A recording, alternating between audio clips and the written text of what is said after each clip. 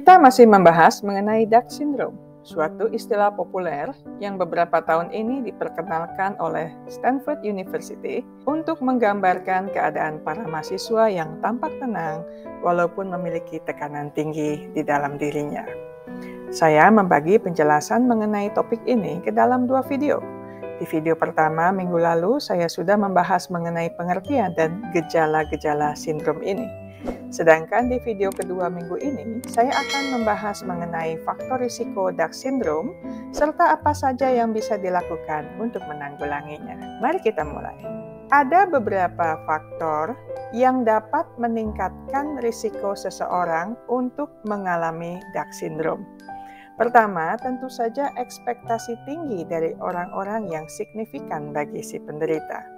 Ini biasanya termasuk ekspektasi orang tua dan keluarga besar, teman-teman, guru dan dosen, hingga atasan. Mereka yang berasal dari keluarga dengan pengasuhan helikopter atau dengan orang tua yang perfeksionis akan lebih menderita karenanya. Anak-anak diharapkan lulus dengan cepat, dengan nilai bagus, tepatnya A, karena B sudah dianggap gagal, apalagi C. Selanjutnya, jika dia sudah lulus kuliah, tentunya dia harus bisa segera masuk ke dunia kerja dengan posisi bagus dan juga penghasilan yang bagus.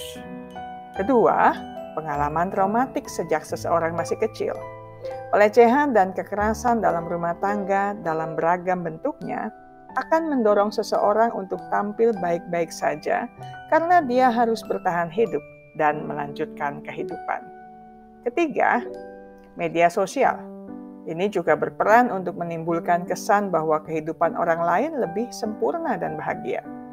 Jika terus-menerus mengakses medsos, sangat mungkin keyakinan dan kepercayaan diri seseorang juga tergerus karena unggahan orang lain. Keempat, tidak adanya sistem dukungan yang sehat dan tanpa penilaian juga menyebabkan sejumlah orang lebih rentan mengalami Down Syndrome. Tentu saja rasanya lelah sekali jika di mana-mana harus menampilkan citra sebagai sosok yang menarik, bahagia, dan sempurna. Padahal ada waktunya kita bisa saja salah, tidak tahu, atau tidak bisa. Kelima, sikap dan kematangan emosional individu.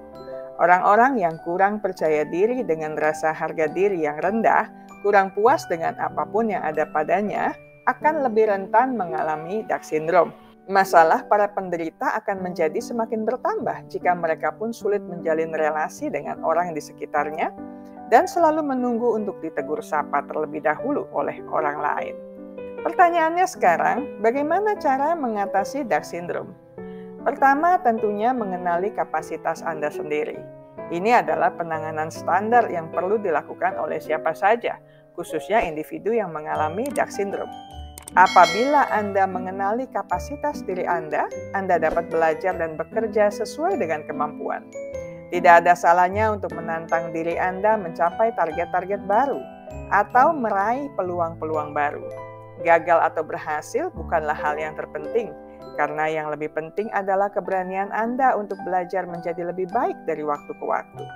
Anda akan makin tahu hal-hal apa saja yang menjadi keunggulan Anda dan apa yang masih perlu Anda kembangkan. Kedua, belajar untuk mencintai diri sendiri. Hargai diri Anda, sayangi diri Anda. Jalani gaya hidup sehat dengan mengkonsumsi makanan sehat, tidur yang teratur dan berkualitas, rutin berolahraga, menghindari rokok dan minuman beralkohol. Luangkan waktu juga untuk melakukan me time atau relaksasi untuk mengelola stres Anda secara sehat. Ketiga, ubah pola pikir menjadi lebih positif. Ada baiknya menghitung hal-hal baik yang masih ada pada Anda, yang masih bisa Anda kerjakan, yang masih memungkinkan Anda ubah, perbaiki, atau kembangkan, baik sendiri maupun bersama-sama orang lain. Ingatlah bahwa tidak ada manusia yang sempurna dan semua orang memiliki perjuangannya sendiri-sendiri. Ada banyak keberhasilan yang berawal dari pemikiran positif dengan segala kemungkinannya, sementara ada banyak kegagalan juga yang berawal dari pemikiran ketidakmungkinan alias kemustahilan. Keempat, hentikan kebiasaan membandingkan diri sendiri dengan orang lain. Menganggap kehidupan orang lain lebih sempurna bisa akan menghambat kemajuan Anda sendiri. Anda akan menjadi lebih stres, iri hati, cemas, atau depresi dengan upaya Anda. Semua orang pasti pernah mengalami banyak tekanan demi mencapai impian masing-masing. Jadi mengapa repot membuang energi dan waktu Anda yang berharga untuk membandingkan diri dengan orang lain yang tidak Anda kenali sepenuhnya? Kelima, jauhi media sosial untuk sementara waktu. Media sosial tidak bersalah sebenarnya. Di situ Anda bisa belajar banyak hal dari banyak orang tentang pengelolaan uang, berbisnis, penataan rumah, teknik berbicara, cara berpakaian dan makan yang elegan, dan sebagainya. Namun jika disalahgunakan, Anda pun akan mengalami kecemasan dan depresi. Karena itu hindari kebiasaan scrolling dan klik-klik-klik untuk mengunjungi profil orang yang Anda anggap sebagai saingan atau ancaman Anda. Daripada stres karena status dan profil orang lain, mengapa Anda tidak mengembangkan profil spesial Anda sendiri dan berbangga karenanya? Keenam, bergabunglah dengan komunitas yang membangun. Tidak semua orang yang berada di dekat kita adalah orang-orang yang bisa memberikan dukungan, penguatan, bantuan yang kita butuhkan.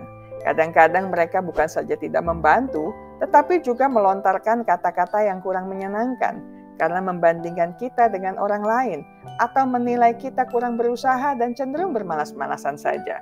Ada baiknya mulai melangkah untuk menemukan orang-orang lain yang bersikap berbeda. Mungkin mereka jumlahnya tidak banyak, tetapi asal ada orang-orang yang mendukung Anda tanpa pamrih, sehingga Anda bisa merasakan hidup yang aman dan nyaman dan bisa mengembangkan diri Anda lebih optimal, bergabunglah dengan komunitas tersebut. Ketujuh, meminta bantuan profesional. Orang yang mengalami Dark Syndrome atau berisiko tinggi mengalami masalah psikologis tersebut disarankan untuk berkonsultasi dengan tenaga profesional. Jika kasus ini terjadi di kampus, ada baiknya para mahasiswa menjadwalkan pertemuan secara rutin dengan penasihat akademik atau konselor kampus. Para pekerja bisa menjadwalkan pertemuan dengan bagian HRD atau menggunakan layanan Employee Assistance Program yang disediakan oleh perusahaan.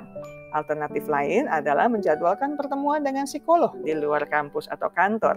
Bila mana diperlukan, Anda juga bisa meminta obat dari psikiater untuk meredakan kecemasan atau menanggulangi gejala depresi yang relatif berat. Biasanya pengobatan medis yang disertai psikoterapi akan menjadi solusi yang lebih efektif. Saya selesai sampai di sini.